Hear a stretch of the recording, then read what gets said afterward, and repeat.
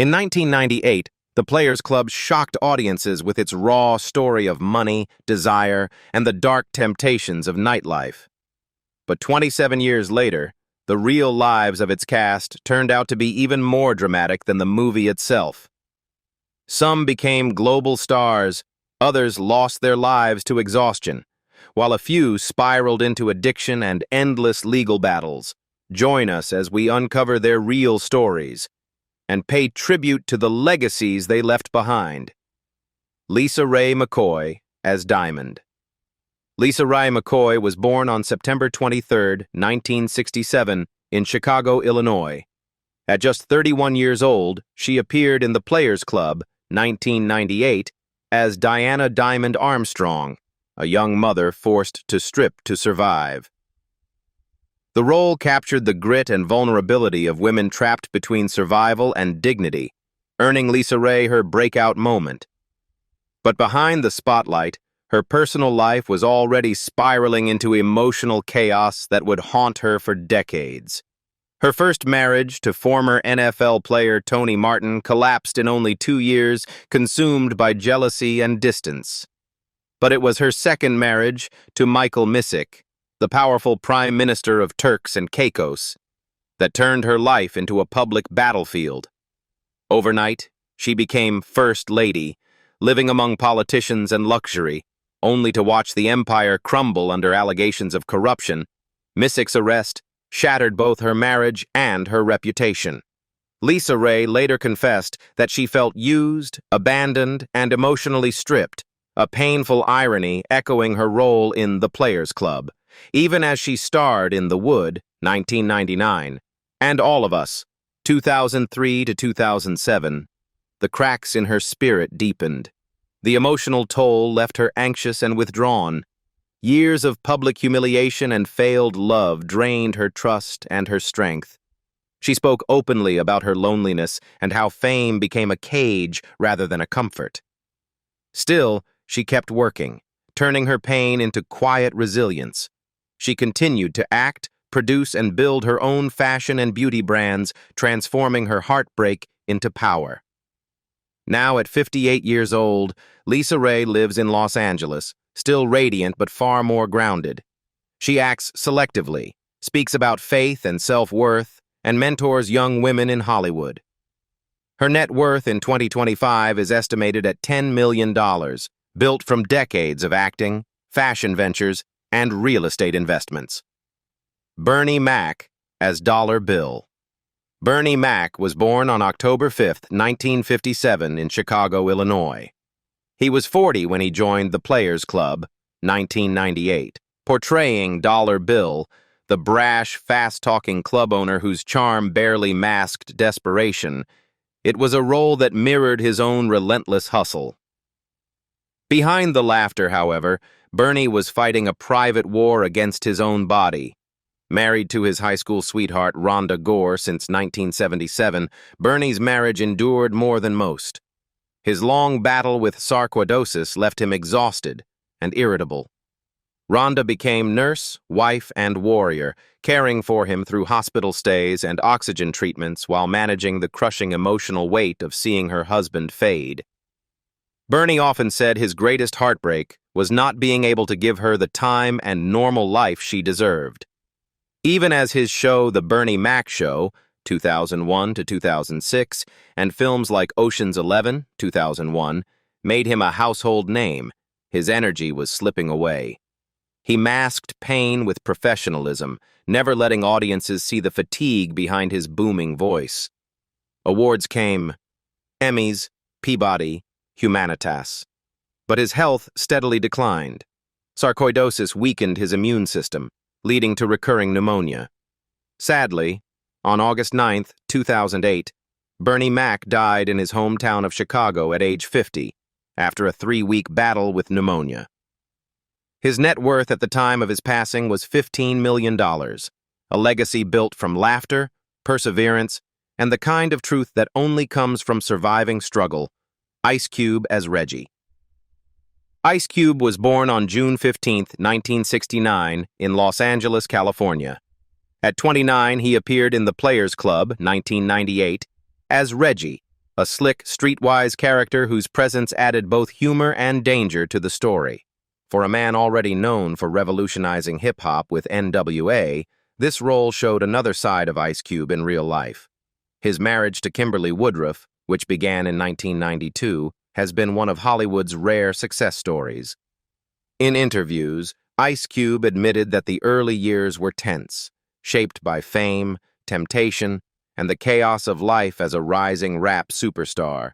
Rumors of infidelity and the pressures of celebrity life tested their bond, but Kimberly's quiet strength and refusal to give up saved the marriage. Cube often credits her for keeping him grounded when the world expected him to become another casualty of fame. Through it all, she remained his anchor while he built his empire in music and film. Professionally, Ice Cube became a legend.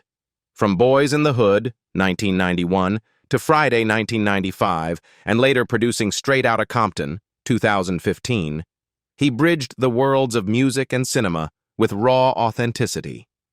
Yet the same drive that fueled his success also carried an emotional cost: the relentless demand to stay relevant, to represent, to never appear weak. He faced controversies, accusations, and political backlash, but his stoic nature never faltered. Through decades of work, he has evolved from a revolutionary rapper into a respected producer, actor, and cultural icon, admired for his intelligence as much as his intensity. Now, at 56 years old, Ice Cube stands as one of the most influential figures in both hip-hop and Hollywood. He continues to act, produce films, release albums, and manage his professional basketball league, Big Three. His net worth in 2025 is estimated at $160 million, earned through a career that redefined rap, reshaped film, and proved that rebellion can build empires. Charlie Murphy as Brooklyn. Charlie Murphy was born on July 12, 1959, in Brooklyn, New York. At 39, he appeared in The Players Club, 1998, as Brooklyn, a sharp-tongued, street-smart character who brought humor and authenticity to Ice Cube's gritty world. Known then mostly as Eddie Murphy's older brother, Charlie was quietly forging his own path, determined to earn laughter from his truth. His marriage to Tisha Taylor in 1997 was a love story wrapped in both joy and tragedy. For over a decade, they shared a deep bond until 2009, when Tisha died of cervical cancer. Her death left Charlie shattered. He withdrew from the world, channeling his sadness into his comedy routines, using laughter as his shield. The weight of loss, however, never fully left him. It lingered in his eyes, even as audiences cheered his performances on Chappelle's Show, 2003 to 2006, and remembered his hilarious, true Hollywood stories about Prince and Rick James. The years after Tisha's death were difficult. Depression and exhaustion followed him on tour, and though he kept performing, he seemed haunted by memories he could never escape. Diagnosed with leukemia, he faced his illness with quiet courage, continuing to work on projects like Black Jesus, even as his strength declined. Sadly, on April 12, 2017, Charlie Murphy died in New York City at the age of 57. At the time of his death, his net worth was estimated at $2.5 million, a modest sum compared to his fame, but a fortune in legacy, carved out of heartbreak, humor, and truth. Jamie Foxx as Blue. Jamie Foxx was born on December 13, 1967, in Terrell, Texas. At 31, he appeared in The Players Club, 1998, as Blue, the smooth, confident DJ who brought both humor and swagger to Ice Cube's gritty directorial debut. The role was small, but symbolic for Hollywood's versatile and celebrated performers in the future. Behind the charm and comedic timing, however, Foxx's personal life was far from the effortless confidence he projected on screen. Despite decades in the spotlight, Jamie Foxx never married. He has two daughters, Corinne, born 1994, and Annalise, born 2008, both from relationships kept largely private. Those relationships, however, were not without drama. Court disputes over child support and the emotional toll of public speculation about his secret romance with Katie Holmes, 2013 to 2019, pushed him into periods of deep stress and isolation. Foxx later admitted that fame was a double-edged sword. It gave him everything but peace. Professionally, his triumphs are undeniable. He won the Academy Award for Best Actor for Raye, 2004, became a global star through Django Unchained, 2012, and conquered music with Grammy-winning hits like Blame It. But behind the glittering career was a man battling exhaustion, loneliness, and the heavy burden of expectation. In April 2023, that pressure nearly killed him. He was rushed to the hospital for what was later revealed to be a brain bleed that caused a stroke. For months, he disappeared from public view, sparking rumors of death. When he finally reappeared, frail but smiling, Foxx said quietly, "I went to hell and back." Now at 58 years old, Jamie Foxx has rebuilt both body and spirit. He continues to act, produce, and host Beat Shazam alongside his daughter Corinne, who became his proudest legacy. His net worth in 2025 is estimated at $170 million, the fortune of a man who lost almost everything and came back stronger. Tommy Tiny Lister Jr. as XL. Tommy Tiny Lister Jr. was born on June 24, 1958, in Pine Bluff, Arkansas. At 40, he appeared in The Players Club, 1998, as XL, the towering enforcer with a menacing glare that masked a surprisingly gentle heart. To fans, he was unforgettable. The same giant who terrified audiences as Debo in Friday, 1995, and ruled the screen as President Lindbergh in The Fifth Element, 1997. But away from the camera, Lister's real battles were with his own health, finances, and faith.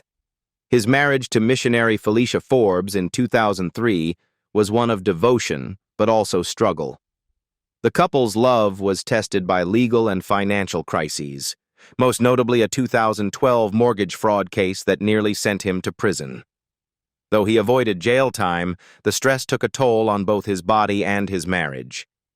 Lister's later years were marked by both professional loyalty and declining health. He continued to appear in films and television shows, often reprising tough guy roles, while privately struggling with diabetes and heart problems.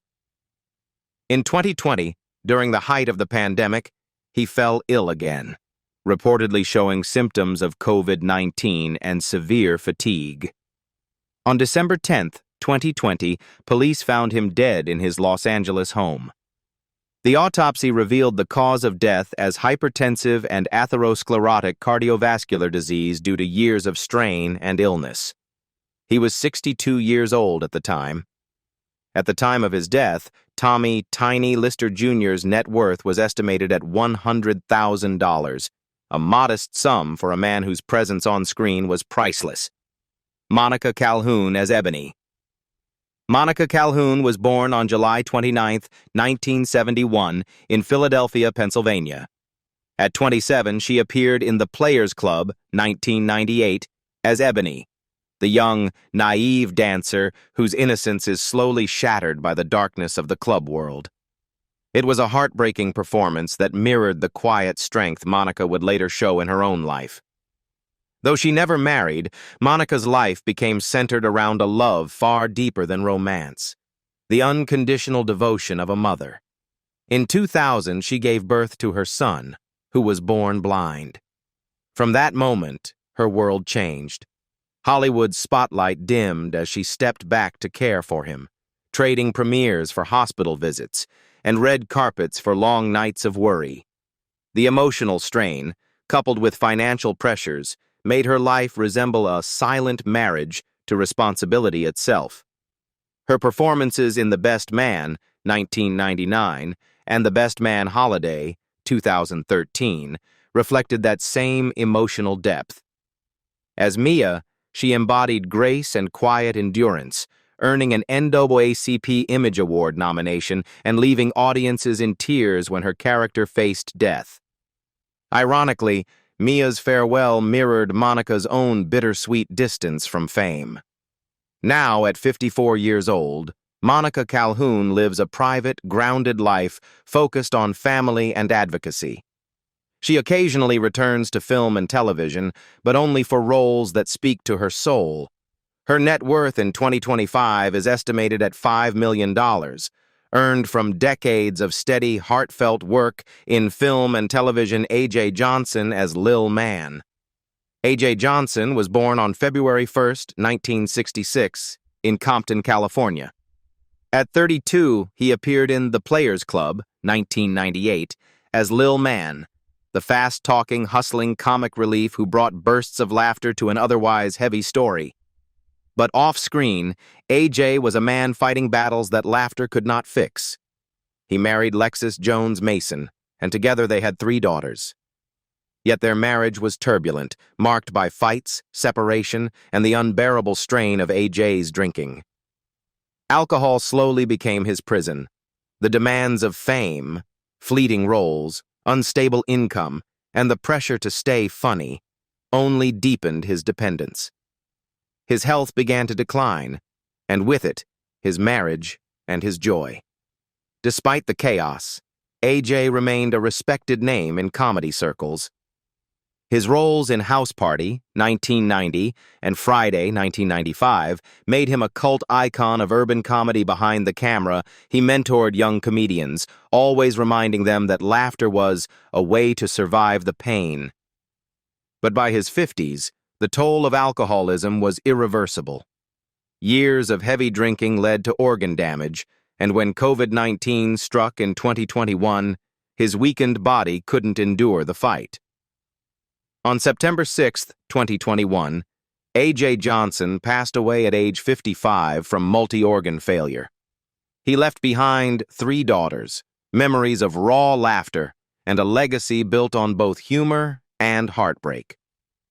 At the time of his death, his net worth was estimated at $500,000, a small fortune compared to his impact, the proof that even the funniest souls can carry the heaviest pain. Terrence Howard as K.C. Terrence Howard was born on March 11, 1969, in Chicago, Illinois. At 29, he appeared in The Players Club, 1998, as K.C., the smooth-talking hustler whose charm hid danger and ambition. The role captured Howard's signature blend of magnetism and menace. But behind the calm eyes and quiet confidence, his real life was far more volatile than any script he would ever perform. Howard's personal life became a storm of passion, violence, and regret. His first marriage to Lori McComas ended in 2003 amid accusations of domestic abuse, only for them to remarry 2 years later and divorce again by 2007. The cycle of reconciliation and rage mirrored the emotional chaos that haunted him. His second marriage to Michelle Gent was even darker, filled with lawsuits, restraining orders, and public accusations of physical assault. She later claimed he threatened her life, while Howard insisted he was the victim of manipulation. The legal battles drained not only his reputation but his finances, pushing him toward a kind of emotional collapse. Professionally, Howard's brilliance couldn't hide the cracks in his soul.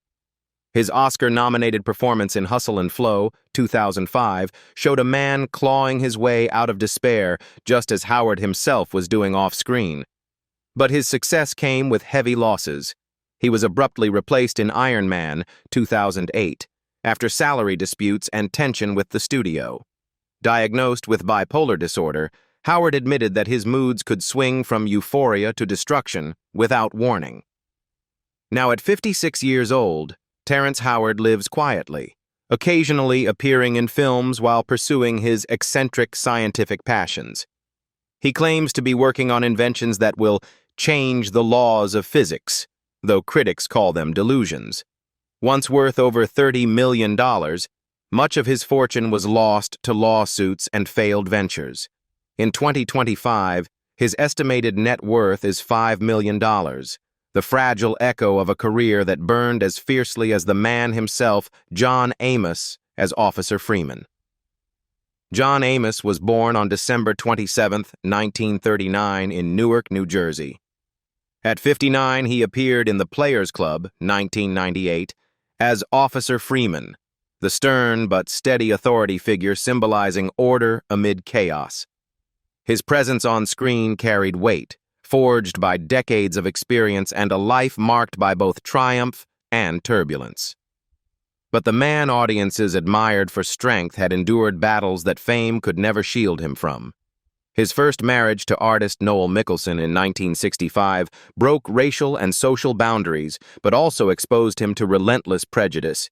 Their union, a black man and a white Jewish woman in the 1960s, drew hostility from both communities. 10 years later, the strain proved too much, and they divorced, leaving John heartbroken and raising 2 children in a divided America.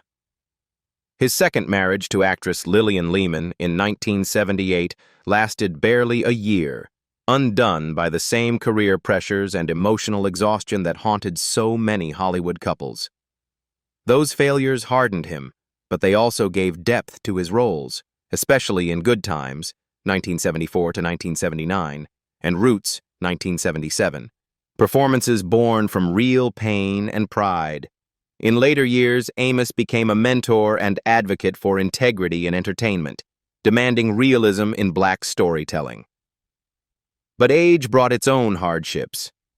Disputes between his children over his care became public in 2023, adding sadness to his final chapter.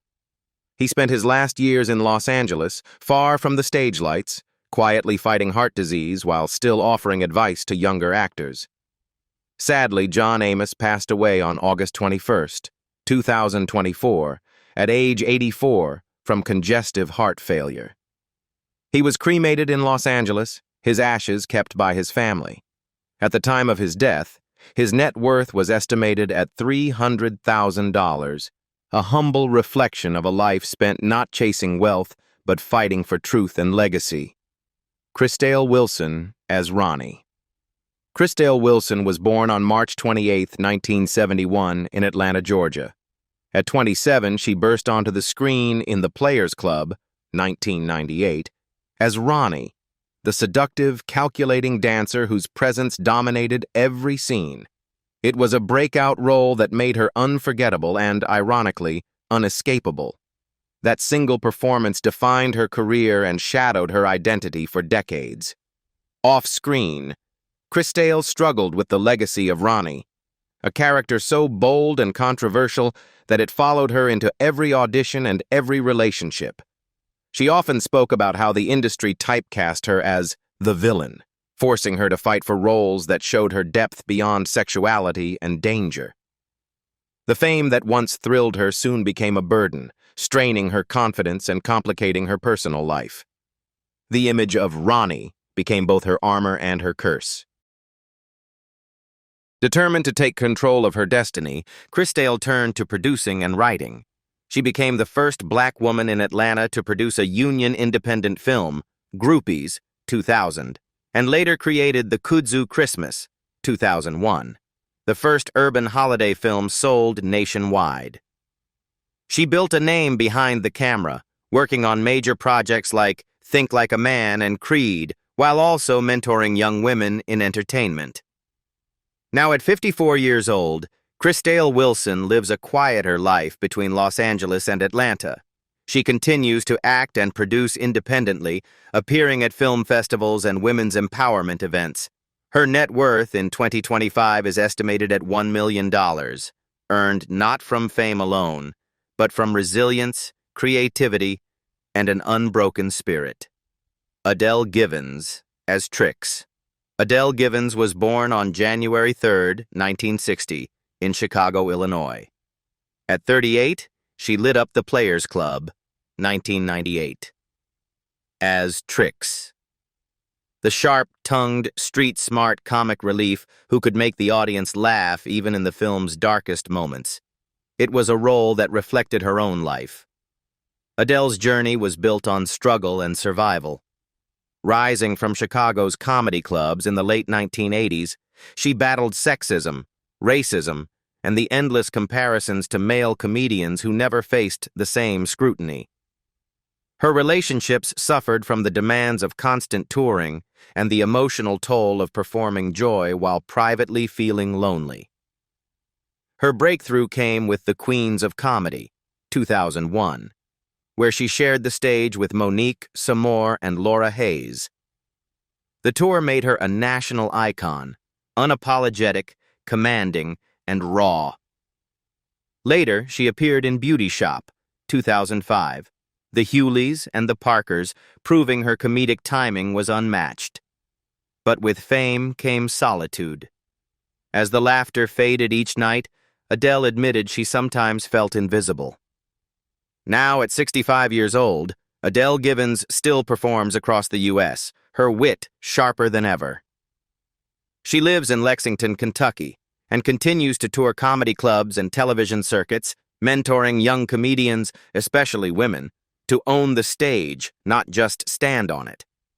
Her net worth in 2025 is estimated at $1.5 million, built from decades of laughter, endurance, and the power to turn pain into performance. That's all for video today. Which of these stories surprised you the most? Let us know your thoughts in the comments. And don't forget to like, share, and subscribe so you never miss the next Hollywood story behind the spotlight.